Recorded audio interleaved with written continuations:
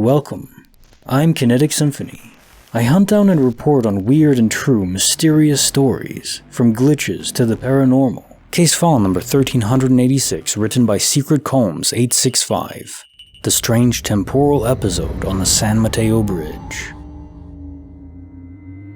About 10 years back, while I was living in San Francisco, me and my roommate drove to Hayward to go watch a movie with a friend of ours who lived in Hayward.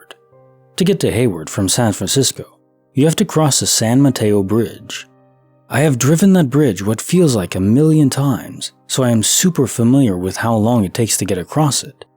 It was a later movie, and we didn't get out till a few minutes before midnight. We said our goodbyes and started driving back home to the city. We're on the San Mateo Bridge, and my roommate was driving. It was late, and I was just enjoying the radio while we drove, super content and relaxed. I then suddenly had this deep feeling that we'd been driving for a very long time. Too long. Like it felt like we'd been driving for hours. There weren't very many cars on the bridge at that hour either, and I surveyed my surroundings. The bridge just stretched on before us. Suddenly, my roommate spoke up and asked me if I felt like we'd been driving for way too long on the bridge, and my stomach sank. We turned off the radio, and I swear to you, the clock said 1:20 a.m.? We had somehow been driving on that bridge for over an hour. We freaked out and became hyper-vigilant. I told my roommate who was driving to just stay calm and that I'm sure we'd be off the bridge soon. And sure enough, the hill on the bridge came up that you drove over to get off the bridge and into the Foster City. We sped home to our townhome at like 90 miles per hour after we'd gotten off the bridge. That bridge does not take over an hour to cross. I truly feel like we'd gotten stuck in some time loop on that bridge crossing the bay, and when we finally realized what was happening, we snapped out of it. And no, we did not drink any alcohol or take any drugs. Has this happened to anyone else? Maybe even on the same bridge? Case notes of file 1386. The strange temporal episode on the San Mateo Bridge. I was curious, so I looked up the length of that bridge. I've never seen it before, and it stands at 7 miles or almost 12 kilometers long. Damn, that's a lengthy bridge indeed. But even with a bit of traffic, I can't see it taking more than 10-15 minutes to cross. Certainly not an hour. Some kind of portal system where the vectors repeated into themselves. It's like in that Portal game, where you have a device that generates a portal wherever you aim, but you can select where the exit portal is as well. So people did all kinds of goofy things with it, including an entry portal on the floor and an exit portal on the ceiling above. So you'd enter the entry portal, then fall out from the ceiling, from the exit portal on the ceiling, into the entry portal again, in an infinite loop. Or it's like the scene in one of the Marvel movies where Loki is stuck in a portal where he keeps falling through himself. That's basically the same thing. Only in this case, it would be not through gravity, but just continually driving through the portal without realizing it. And these portals in real life, they're invisible. Unless they're unstable, is my guess. I think there's been a couple instances where people have seen them, but I think they just collapse. They emit light before they're going to collapse, is my guess. But if they're stable, then you don't even see them. And given the sameness of a bridge, I could believe that you could go through a portal several times without even realizing it, because the environments are basically the same. If there's not enough traffic, you wouldn't really notice anything different. You would just be, it would be so instantaneous and seamless that, yeah, I think that explains it very well. A portal where there are two portals that are intersected in vectors. So you enter one, exit behind, enter it back again, stuck in a space loop. I don't think it was relevant with time itself, just space. Of course, the question really is still the same. What the hell causes these? Is it an anomaly? Is it something that is just random? It seems too precise to be random to me, but I have no idea what could cause it. Government tests? Weird place to conduct a test. I really don't know. Case file number 1387. Written by Mr. AJ, when a mysterious photographer interrupts the drive. I was traveling from Cambridge towards Boston, towards R93, driving on Soldiers Field, I believe. I was in a passenger in the car, sitting shotgun, as my husband drove. It was a beautiful summer day, windows down, enjoying the ride. We were on a section of road where we had 2 lanes going in the same direction. There was a black SUV in front of us, which started to travel under the speed limit. I was hoping my husband would pass them, but he's often more patient than I am. Up ahead of us, there is a stoplight. The black SUV slows down even more before coming to a complete stop, quite a ways before reaching the stoplight, which is still displaying a green light. My husband stops behind them. A middle-aged Asian woman gets out of the back of the SUV from behind the driver and slowly walks around to my side of the car. She is extremely well dressed and has large, dark sunglasses on. She comes up to me, having my window down, and is wearing a camera around her neck. She takes her camera and a step back and takes a photo or two of me. She then walks back to her car, never saying a single word. I had internally become petrified for some reason when she picked up the camera and took a picture. My husband did nothing. The SUV remained sitting. My husband finally drove around the car and passed it. The light was still green.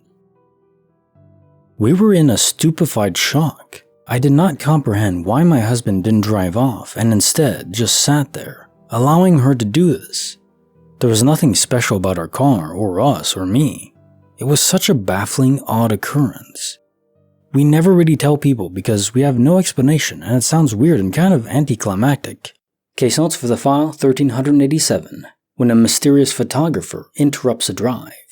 To me, this screams of a dare by the driver of that black SUV, urging their passenger to try and freak out whoever was driving behind them. Maybe they didn't like how close your husband was driving? Tailgating? Still, a very odd way to go about things, if that is indeed what prompted this mysterious photography session. Case file number 1388, written by 2Roads427, The Synchronized Family Dinner Glitch.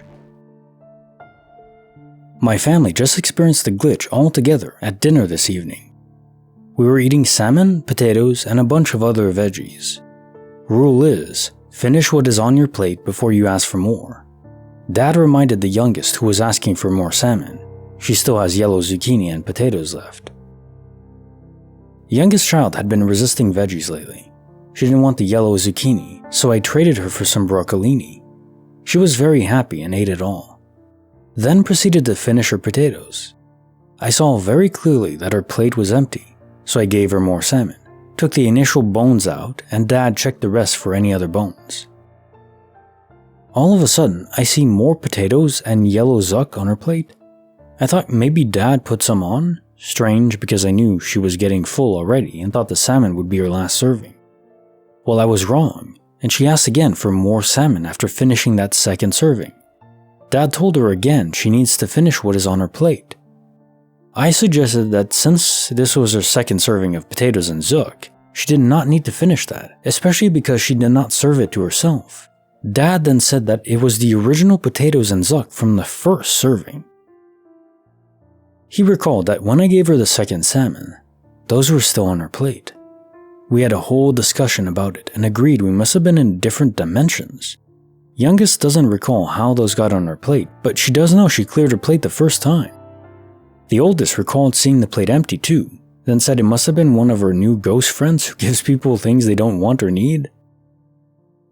I don't know how to explain what happened, but I do know it gets annoying because we can't agree and get frustrated since we are seeing things differently. We have been seeing an increase in glitches lately too. Case on file 1388, The Synchronized Family Dinner Glitch. Ah yes, the great zucchini superposition.